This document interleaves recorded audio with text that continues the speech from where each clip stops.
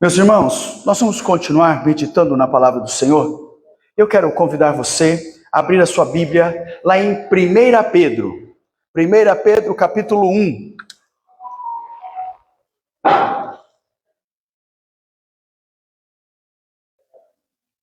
Primeira Pedro, capítulo 1.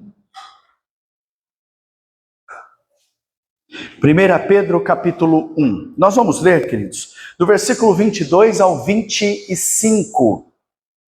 1 Pedro, capítulo de número 1, dos versículos 22 ao 25.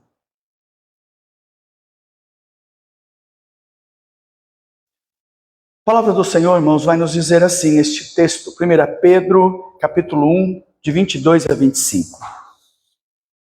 Diz assim: tendo purificado a vossa alma, pela vossa obediência à verdade, tendo em vista o amor fraternal não fingido, amai-vos de coração uns aos outros ardentemente, pois fostes regenerados não de semente corruptível, mas de incorruptível, mediante a palavra de Deus, a qual vive e é permanente. Pois toda a carne é como a erva, e toda a sua glória como a flor da erva. Seca-se a erva, cai a sua flor, porém a palavra do Senhor realmente permanece eternamente. Esta é a palavra que vos foi evangelizada.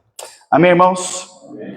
Queridos, quando nós olhamos aí a epístola de Pedro, a primeira coisa que você tem que lembrar é que Pedro não somente é a testemunha ocular de Cristo, mas também ele é um dos líderes da igreja primitiva. Veja que ele está muito mais preocupado em falar, em comunicar-se com todos os eleitos, neste caso forasteiros da dispersação, tá certo? Cristãos convertidos, gentios, que estão vivendo ali na região da Ásia, né? Hoje, onde nós poderíamos dizer assim, Ásia Menor, onde é a Turquia, né? Turquia, Ponto, Galácia, Capadócia, né? Bitínia. Quer dizer, nós estamos vendo que ele tem um propósito de pregar e proclamar o evangelho, alcançando novos convertidos, mas também alcançando realmente os próprios judeus que estão na dispersação. O que a gente tem, queridos? Nós olhamos para Pedro e ele tem um propósito nessa epístola, que é fortalecer os crentes na viva esperança, quer também, queridos, falar sobre uma vida de santidade, quer buscar encorajar realmente aqueles irmãos a ter uma firmeza na sua fé, mesmo diante de sofrimentos. E isso é algo que nós enfatizamos e vivenciamos no nosso dia a dia. Quantas lutas, quantas dores nós realmente temos e passamos. E o apóstolo Pedro tem a tendência de falar dessa firmeza na nossa fé, mesmo com sofrimentos.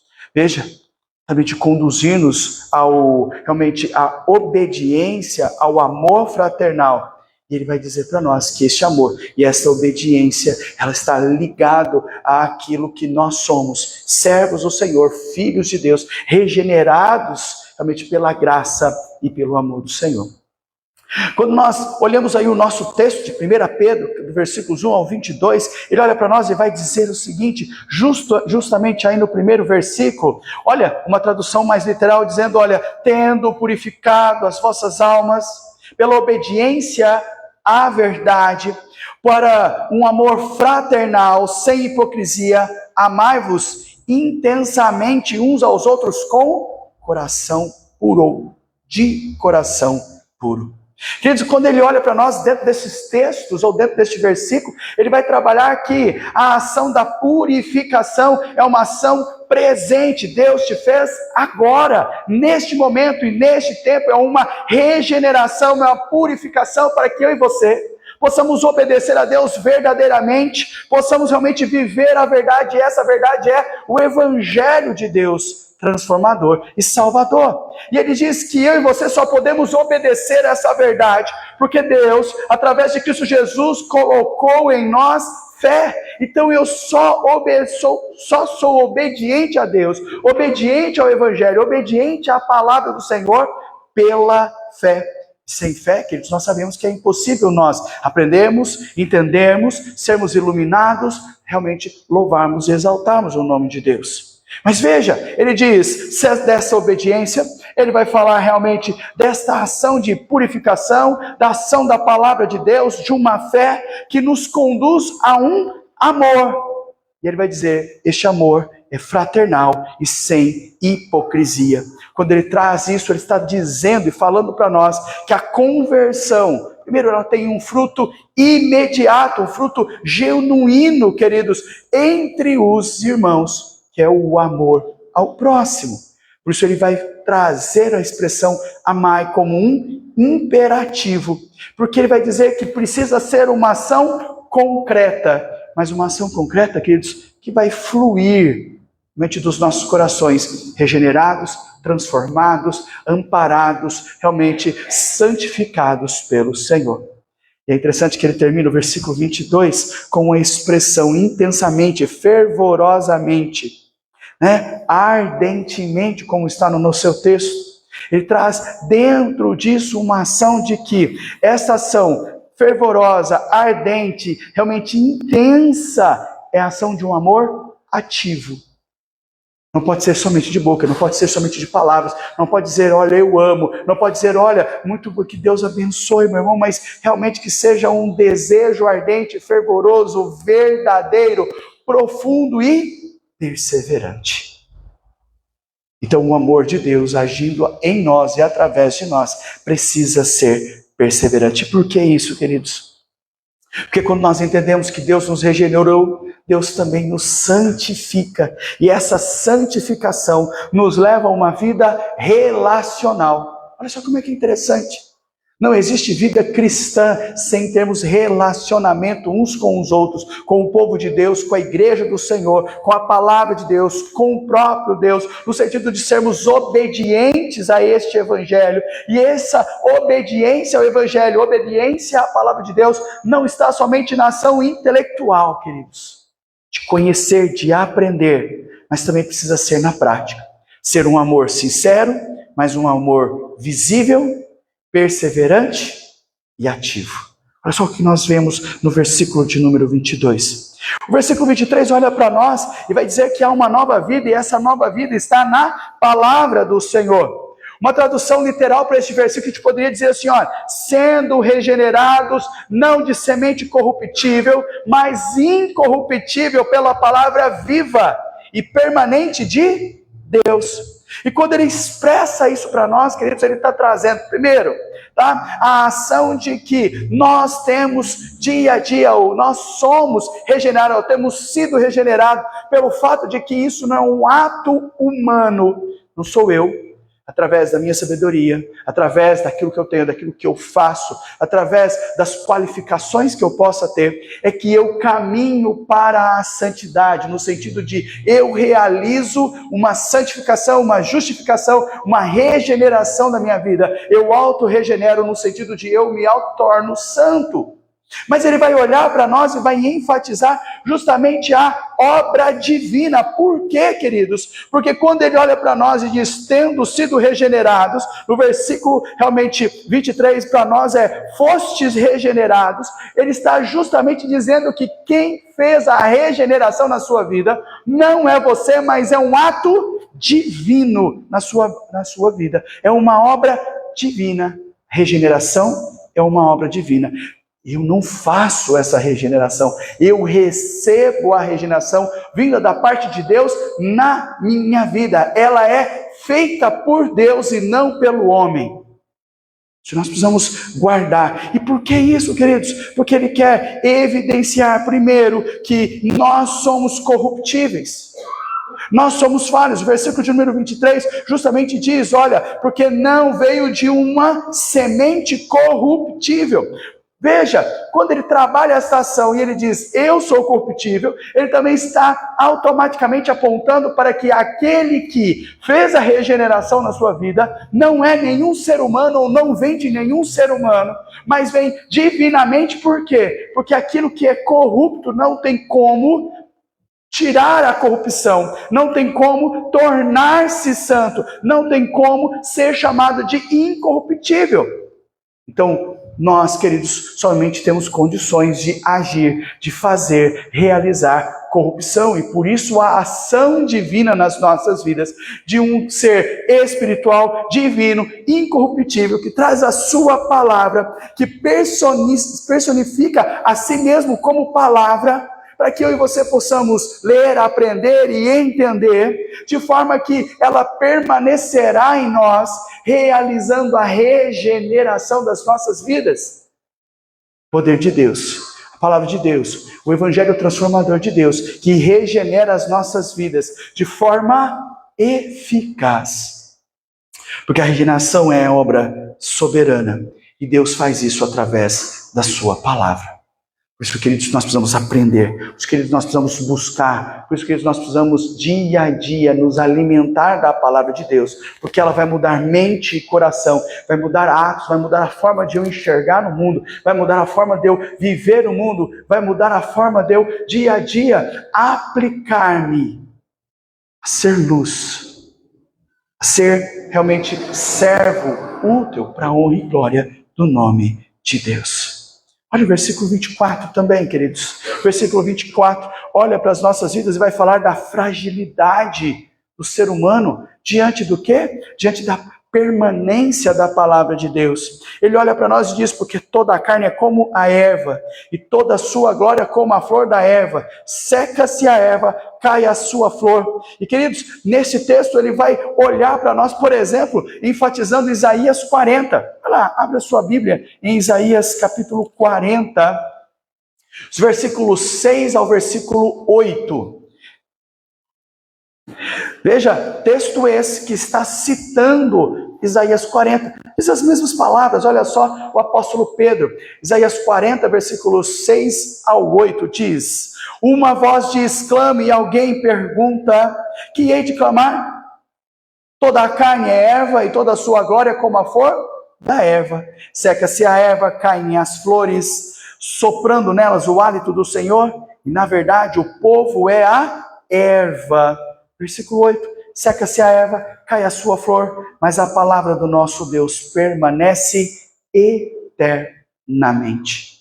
O que Pedro está fazendo é citando o próprio profeta Isaías aqui, trazendo para nós o quanto eu e você somos transitórios. A vida humana, a carne, ela é transitória. Mas ele vai trabalhar também que essa glória humana, e ela pode ser, por exemplo, expressado como força, riqueza, beleza, tudo isso é passageiro.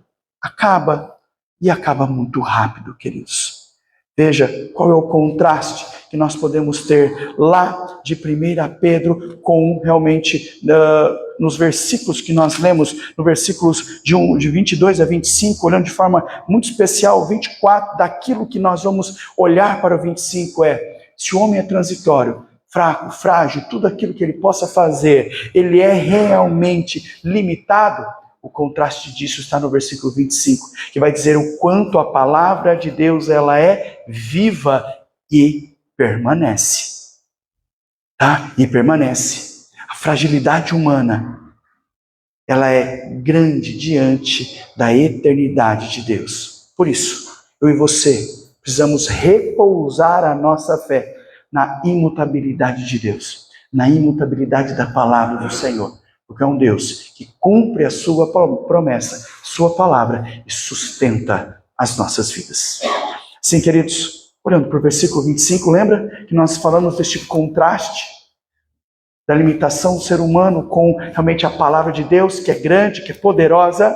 Ele olha para nós, o versículo 25, trazendo aí uma tradução mais literal, dizendo o seguinte: mas a palavra do Senhor permanece para sempre. E esta é a palavra que vos foi evangelizada. O versículo olha para nós e diz: essa palavra permanece eternamente. Queridos, a palavra falada, ela é aplicada e ela é identificada como o Evangelho de Deus. O Evangelho Salvador, um Evangelho que transforma, um Evangelho que impacta a sua vida, a sua mente, o seu coração, que faz você olhar a vida, que faz você pulsar por essa vida de forma diferente, ou realmente através de sons diferentes, mudando o ritmo tudo aquilo que você faz. Porque é o Senhor, o Evangelho, transforma, o Evangelho que é eterno, o Evangelho que é eficaz, o Evangelho que é confiável, o Evangelho que realmente, veja, não muda com as culturas, que não muda com as perseguições, que não muda com as modas mundanas. Para pensar nisso. A palavra de Deus não muda. Passa-se tempo, entra e sai culturas, sofremos ou não sofremos perseguições, porém, a palavra de Deus continua a mesma. Entrando, operando, transformando, mudando, regenerando as culturas, regenerando as pessoas, fazendo com que apronte e apareça realmente vidas transformadas pela graça e pelo amor de Deus. Queridos, quando nós olhamos os versículos 22 ao 25 e vemos essa análise, a gente pode pensar sobre o tema. Veja, vivendo como regenerados, firmes na palavra e fervorosos no amor. Isso sim, diante do texto que nos precisa impulsionar a vivermos dia a dia como regenerados, a sermos firmes na palavra do Senhor e principalmente fervorosos também no amor. Que a gente poderia pensar que o verdadeiro cristão, que é regenerado pela palavra de Deus, ele deve dia a dia viver de forma santa, uma santidade real, transformadora, que impacta você, que muda você. Veja, nós precisamos demonstrar o amor, e esse amor precisa ser sincero, verdadeiro, correto. Para quem? Uns para com os outros, para os nossos irmãos, tendo a certeza que eu e você somos sustentados pela palavra eterna de Deus. Diante disso, queridos, 4 coisas para você sair daqui pensando, tá? Diante dessa ação de que nós somos regenerados, né? E precisamos estar firmes na palavra de Deus e fervorosos no amor. Primeiro, a purificação realmente de Deus vai produzir na sua vida um amor verdadeiro.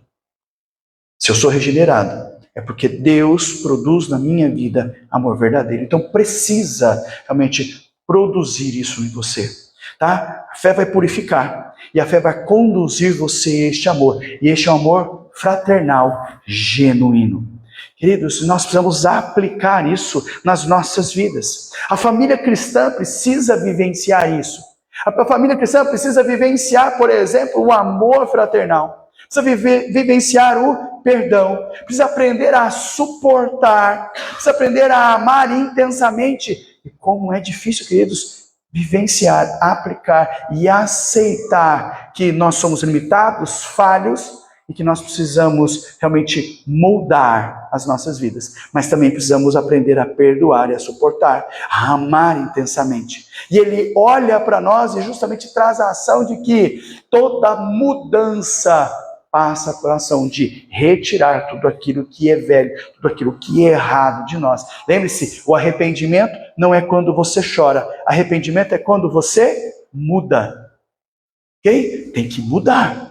2 textos, queridos, para nós pensarmos sobre isso. Vai lá em Efésios, capítulo de número 4. Efésios 4, versículo 32. Efésios 4, versículo 32. Efésios 4, 32 diz assim, ó: antes, sede uns para com os outros, benignos, compassivos, perdoando-vos uns aos outros, como também Deus em Cristo vos perdoou. Lembre, se eu estou falando de um Deus que vive em mim e fez uma purificação, ele precisa produzir em mim amor verdadeiro. E olha só como é que interessante, nós estamos dizendo que se eu não for perdoado, se eu não aprender a perdoar, Deus também, por exemplo, não vai nos perdoar. Mas ele diz mais do que isso. Diz, se você é perdoado por Deus, aprenda com Deus a perdoar também aqueles que têm me ofendido. Não é essa a oração dominical? A grande questão é que nós esquecemos que fomos perdoados por Deus, o nosso pecado gerou a morte, queridos, e Cristo Jesus, ele precisou morrer na cruz, pagar um preço altíssimo. Por isso nós temos que aprender a perdoar. Todo crente regenerado muda, tem que mudar. Depois disso, Colossenses, capítulo de número 3. Colossenses 3. Olha aí, queridos, o versículo de número 13. Colossenses 3, versículo 13. 3:13, e ele vai dizer assim, queridos, para nós: suportai-vos uns aos outros, perdoai-vos mutuamente, caso alguém tenha motivo de queixa contra outro. Assim como o Senhor vos perdoou, assim também perdoai vós. Queridos, se fosse fácil, a palavra do Senhor não estava dizendo para nós perdoarmos. É um mandamento, é uma ordem, um decreto de Deus. Por quê? Porque Deus o perdoou e Ele diz: vocês precisam ter o mesmo amor que eu tive para com vocês. E se vocês são regenerados, há amor, há o meu amor na vida de vocês. E vocês precisam olhar para quem as pessoas têm de alguma forma afligido ou perseguido, porque essa é a realidade do texto lá que nós vimos em Pedro. Veja, é um povo que está passando por perseguições, e o apóstolo diz: aprenda a perdoá-los. Eu fico pensando quão difícil é perdoar os nossos irmãos que fazem algo contra nós e nem sequer se arrependem. A verdade, eles acham que estão certos, só que nós temos o amor, o discernimento, a palavra do Senhor nas nossas vidas. Aprenda a perdoar. É difícil, mas precisamos aprender este caminho do amor fraternal, genuíno, sem fingimento. Outra coisa aqui, dos versículos 23, é o segundo ponto disso. Olha para nós e diz: se você é regenerado, veja, você é regenerado pela palavra viva. Não é um ato humano, o que acontece é um novo nascimento, e esse novo nascimento ele é divino. Veja, ele é continuado, ele é feito pela palavra de Deus, então ele é contínuo a sua vida, porque dia a dia nós vamos passando pelo processo de santificação, porém o que está em nós é vivo, porque é o Senhor, é a presença de Deus, é o Espírito Santo do Senhor. Por isso, queridos, quando nós entendemos o quanto a palavra de Deus é viva, o quanto ela traz a nós sabedoria e dá a nós discernimento, como é que a gente poderia olhar isso para as nossas vidas? Valorizando a palavra de Deus, valorizando o ensino bíblico, valorizando isso, por exemplo, no nosso lar, quando nós fazemos, por exemplo, as nossas devocionais dentro do lar, quando nós viemos à igreja ou vamos à igreja, tá certo? Dentro dos estudos, dentro, por exemplo, do discipulado, dentro, por exemplo, de toda e qualquer programação, escola dominical, culto à noite. Por quê, queridos? Porque nós estamos mantendo comunhão com os nossos irmãos, nós estamos aprendendo da palavra de Deus e nós estamos expressando quão regenerados nós somos. Então valorize isso e viva isso dia a dia na sua vida. Por quê, queridos? Porque é a presença e o poder de Deus agindo em você e através de você. Terceira coisa, queridos, que nós podemos aplicar e ver disso, Terceiro ponto é que a glória do homem, realmente ela é pequena, é como um sopro, ela é passageira. Queridos, as aparências elas podem até conquistar, porém elas não têm valores eternos. Por isso, a ação nossa é priorizar aquilo que é eterno. Por quê? Porque aparências e conquistas humanas acabam, terminam, não vão para lugar e não te levam para lugar nenhum. Você não vai conseguir levar nenhum tipo de riqueza ou a sua aparência para a eternidade, até porque você vai ser glorificado. Isso mostra que lá todos nós seremos realmente a imagem e semelhança de Deus. Tudo isso que você tem, que você é passageiro. Por isso, priorize aquilo que é eterno. Tenha comunhão com Deus e tenha comunhão com os santos. Mas pastor, que santos é esse? Esse que está aí do seu lado. Esse que está aí à sua frente, esse que está aí atrás. Porque Deus chama você de santos. Porque quando Deus o chamou, quando Deus o salvou, Ele já o vê de forma plena e completa, santo. Porém, lembre-se, se eu sou regenerado, eu preciso viver como um regenerado. Se eu sou salvo, eu preciso viver como um salvo. Se eu for realmente do Senhor, eu preciso viver como filho de Deus. Amém, irmãos? Quarta coisa que o texto também nos falou diante daquilo que nós estudamos.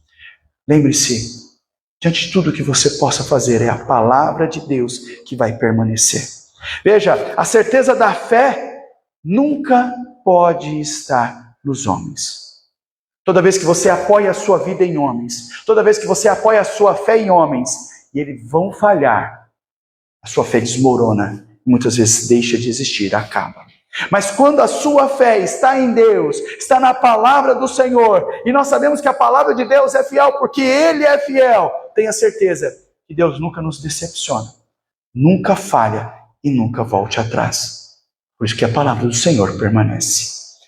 Queridos, persevere na leitura da palavra de Deus, medite na palavra de Deus, memorize a palavra do Senhor dia a dia. Vai lá, 2 Timóteo, capítulo de número 3.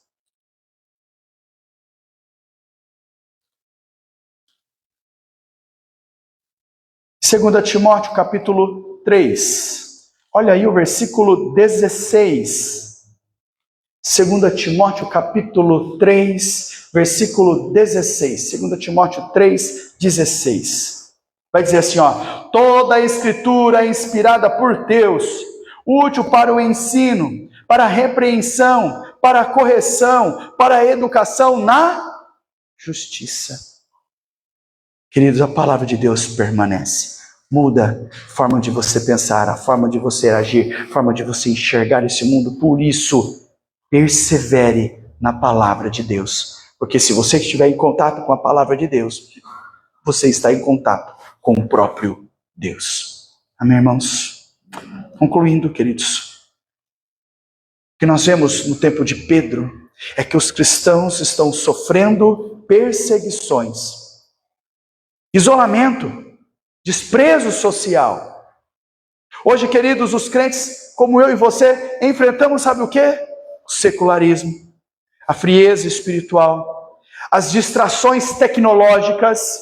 Nós observamos muito bem isso quando nós tivemos que fazer jejum e oração. E esse jejum e oração precisou tirar de nós o quê? O tablet, o celular, um monte de coisa. E a gente falou assim: ah, meu Deus, eu não sirvo. Como é que eu vou fazer jejum? Eu fico sem comer, mas não fico sem o meu celular. Eu fico sem comer, mas como é que eu vou ficar sem comer? Eu fico... Quer dizer, veja, a gente não precisava necessariamente não usar celular, porque tem pessoas que trabalham com o celular. Mas deixe de colocar as distrações, prioridades. Sua prioridade era Deus. Como nós temos distrações tecnológicas. Isso é muito claro, queridos. Nós estamos aqui na igreja, e às vezes nós trazemos a Bíblia no celular, e de repente o celular faz assim, ó, vibra na sua mão. Quando ela vibra, aparece assim, ó, mensagem do fulano de tal. E você está aqui assim, ó. Entenderam? E o que é que acontece? Você faz assim, ó.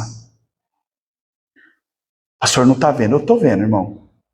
Nossa igreja é pequena, eu vejo você fazendo assim, ó. Parece até que você está abrindo a Bíblia, você põe até no meio da Bíblia, mas como não tem Bíblia, você finge que está com a Bíblia assim, ó. Faz só assim, ó. O problema é que você não faz isso por 2, 3, 4 segundos. Você faz isso por 2, 3, 4 minutos. E eu vejo. Não está na Bíblia. Só se a Bíblia estiver no WhatsApp. Né? Quando não está com as duas mãozinhas assim, ó. Né? Esses dedinhos rápidos, né? Queridos, são as distrações. Relativismo, tudo é relativo, não temos mais verdades absolutas. A verdade, o que importa é o individualismo. Contanto que seja bom para mim, excelente. Ah, não é bom para mim, não quero, pastor. Não serve. Não atende à minha necessidade. Lembre-se, queridos, nós cultuamos a Deus, não a si mesmos. Nosso louvor é para Deus e não para nós. Por isso, 3 coisas para nós aplicarmos. Na nossa família, cultive o amor sincero, perdão diário e o ensino da palavra de Deus. Na igreja, que eu e você possamos promover comunhão genuína e discipulado constante. E último, na sociedade, que possamos demonstrar um cristianismo visível, ético, firme, mesmo quando eu e você tivermos oposição. Não, queridos, não é fácil ser cristão. Mas graças a Deus, o poder, a presença e o amor de Deus está em nós, agindo em nós e transformando cada um de nós para a honra e glória do nome do Senhor. Amém, irmãos? Deus abençoe, fortaleça cada um de nós para vivermos a palavra do Senhor dia a dia. Vamos, queridos, caminhar para o encerramento, orando, recebendo a bênção de Deus nas nossas vidas. E depois vamos encerrar com um amém tríplice. Quero convidar a igreja a se colocar em pé.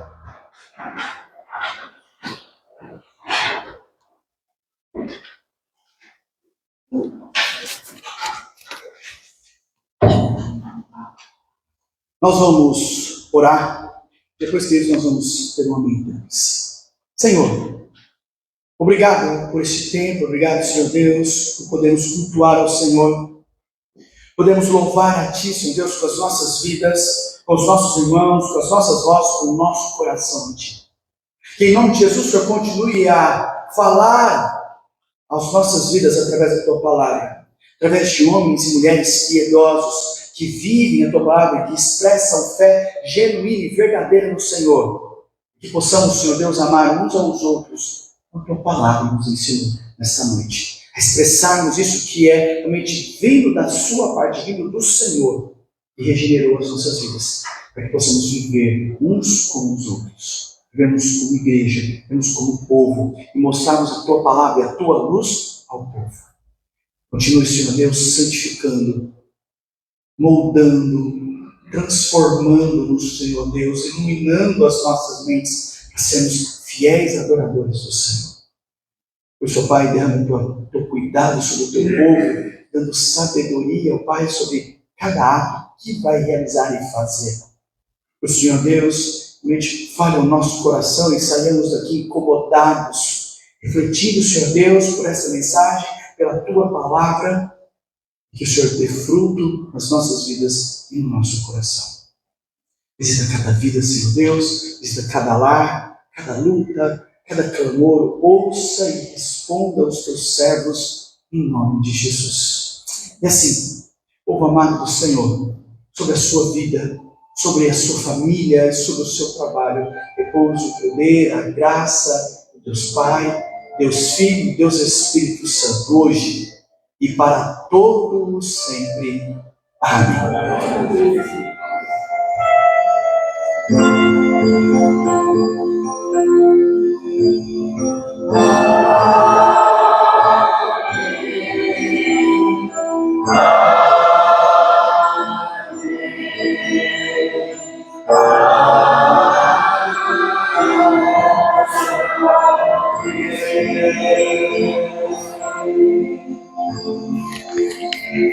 Deus abençoe, meus irmãos. Obrigado pela sua presença.